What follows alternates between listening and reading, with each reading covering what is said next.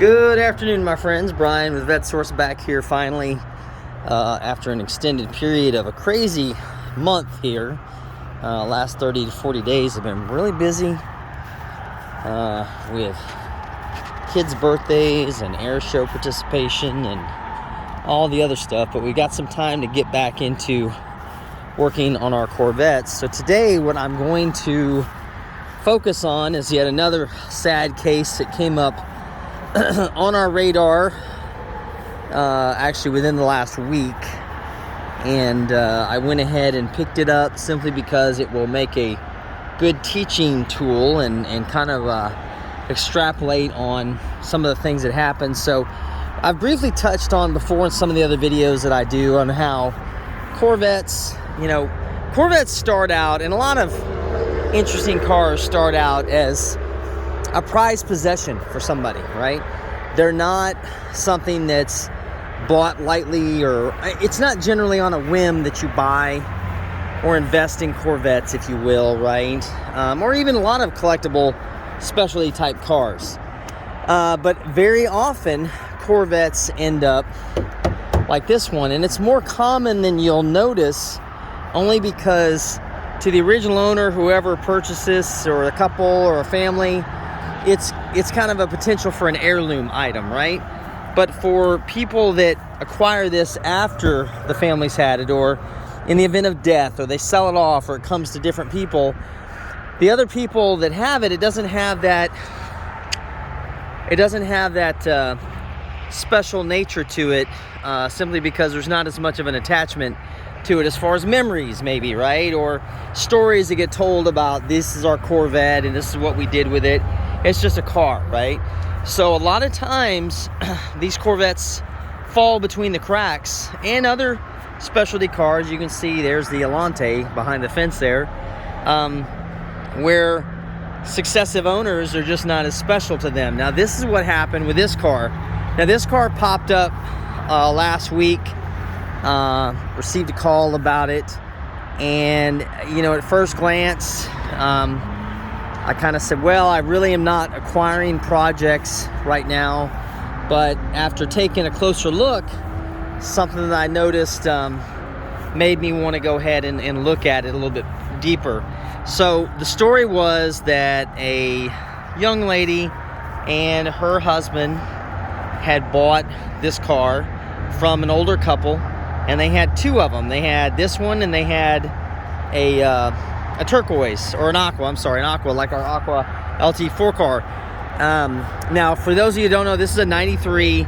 It's what's known as the 40th anniversary package. So all 93s have 40th on their headrest, but the Z25 package, I think that was the RPO code, actually is a ruby red exterior and a ruby red interior. I'll show you in just a minute. So anyway, she said that she and her husband had acquired this car, and from an older couple that were no longer using them. I didn't get all of it, just detail, broad strokes.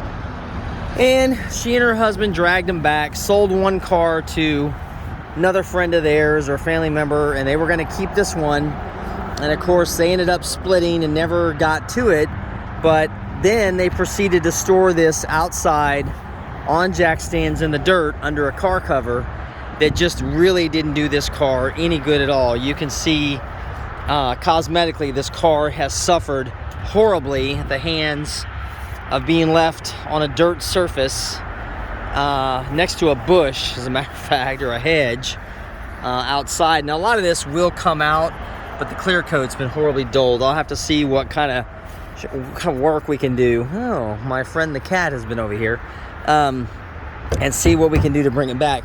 But here's the reason. I probably would have just passed on this car, but the young lady was very emphatic that she says this car only had around 27,000 miles back in 2007. And I said, well, that's fine, but that's 15 years ago. So I said, let me just go look at it just out of curiosity. So this is another way to show you how even cars that didn't get used very much can suffer at the hands of people that just don't know any better, or don't really have as much attachment. So the first thing I noticed when I walked up to this car was it does have incorrect caps on it, but it's got Eagle GSCs on it. Now, GSCs were Corvette specific tires. They may, I don't think they put them on F-bodies from the factory. I think people updated them with those, but I don't think they were offered from the factory. Regardless, this tire was introduced in, it was 92 or 93. I may be off a year or so, but they were very early 90s cars. So these tires don't exist anymore. They discontinued these tires back in, I want to say mid-2000s, but again, I don't keep up that much. But anyway, the fact that this had GSCs on it, instantly my radar went up quite a bit, because I'm like, well, that's not correct. That's interesting. So of course, then I noticed that we've got 2010 registration sticker, which falls in line to where, you know, they drove it and then for whatever reason parked it.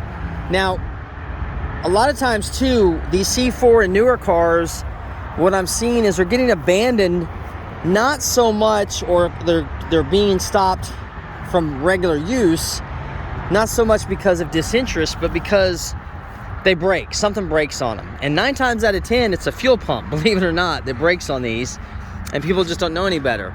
Now, when I got to the interior, I opened up the door, and here we've got a car. Now, most Corvettes, I'm going to tell you guys straight up, from C4 era, if they've been left outside in bad conditions, they are roached out already. They're nasty. The interiors are in horrible shape. The thing that struck me immediately was how good a shape this interior is in this car. In fact, the first thing you look at is the rear carpet. And you see this rear carpet on this car is absolutely perfect. So while they preserved it, the interior, with whatever car cover they had on this car, they trashed the exterior. Like, look at this. This is actually eaten through the clear coat, the paint, and the primer base. So we're down to actually strands of fiberglass right there. So this whole top is going to have to be redone quite a bit. But the other thing that struck me as well was, now I've talked about this in my video regarding how hot is your Corvette, and you'll see that sticker that I told you about. The analog gauges are not linear devices. Please see owner's manual for further explanation. Customer removal only. Those do not stay on these cars at all. Those always are gone. So looking at that, looking at the shift knob, and yes, it's a 6-speed with an FX3 suspension. Oddly enough, it has a Delco Bose Gold system and the electronic air conditioning, power seats both sides, but no CD player. They didn't spring for the $300 CD player.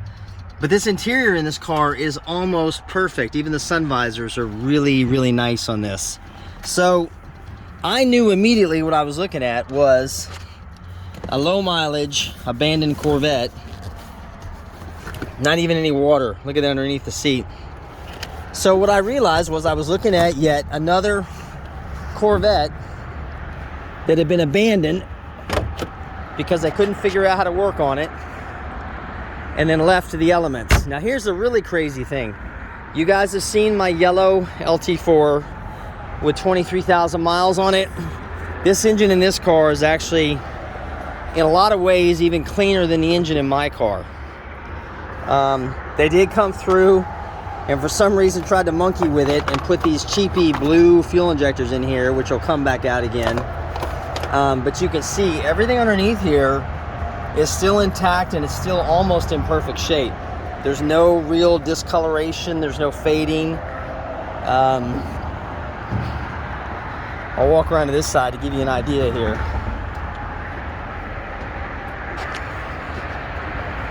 Make sure I don't fall. A couple of their wrench extensions left. Beautiful. But look inside here. You remember I might have showed you this on the one video I did on the LT4 engine. You can see inside there, it's spotless, like brand new. So I could, of course, looking at it, believe that yes, this was a low mileage car, because a lot of times this doesn't survive. Other than a bonus, which to me not a bonus, but whoever owned it put coilovers back on it, $2,500 worth of coilovers on this car. So I brought it back acquired it, brought it back, and it would appear that what happened was the body control module went out on these cars, which can be a constant frustration, especially for C5 owners, but C4 owners as well. Now, with the body control module out on this car, the body control module on a C4 stores the miles, the odometer reading in the car, and it's particular to each car, and it's very hard to get to. So what happened with this car, when I put the battery power on it, unfortunately, the body control module, the odometer is reading 0. So I'm not sure whether it was the body control module that went bad on this car first, or it was the fuel pump, chicken or the egg situation. You hear how that door shuts? That's the way a C4 door should sound when it shuts with low mileage. So anyway, sadly, because the mileage is stored in the BCM and the BCM went out of this car, I will never be able to prove definitively that this car had, you know, 27 to 35,000 miles on it, even though visually I can see that that's what this has on it. With the paint and the way it looks, it just got overlooked. And it wasn't like she was hiding this. It was literally in sight of the street, but people just passed it by because it looks so miserable. So for now, what I'm gonna do with this one is we've got other projects we're gonna be finishing up, plus to mention our regular salvage operations that I need to take care of today on this 1994 that I dragged out of the woods the other day. We're gonna, excuse me, we're gonna put this car up in the vault, and we're gonna leave it for a little while, and we're gonna get back to it. We're gonna charge the battery. We're gonna see. I don't think the BCM may interrupt the starting cycle on it. We'll see how it goes. But I'm gonna run some electricity through the circuits and see what it does. Then if we need to, I'll highlight the process of changing the BCM. I'll do my best to bring back the paint on the body panels. The bumpers are not gonna come back at all. In fact, the paint's gone on the front bumper on this car. And we're just gonna get it running. And I'm sure that it will run like a brand new car. Of course, these are faded. I gotta buff these back out.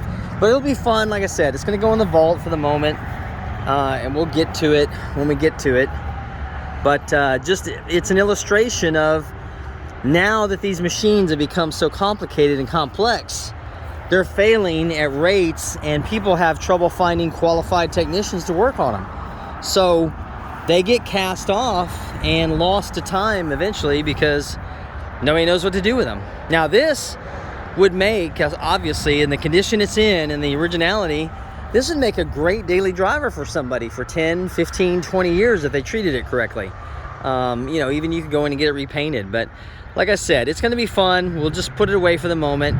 I'll get back to it later on, but I wanted to show you guys and kind of highlight how difficult it is for people to find ways to keep these going unless they have the knowledge base that goes along with it. So hopefully you enjoyed it, guys.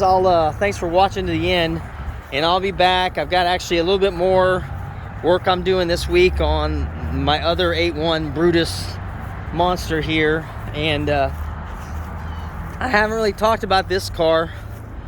I dragged this out of Oklahoma. Happy Veterans Day weekend, by the way. Dragged this guy out of Oklahoma, out of the woods. Some of you may know what this car is. If you know what it is, put it in the comments below. Most people have never even seen this car. This is one of the first cars in America, though, that had a touchscreen. And no, it's not from the 2000s. So catch up with you guys later, and we'll have some more fun next time for you. Talk to you guys then.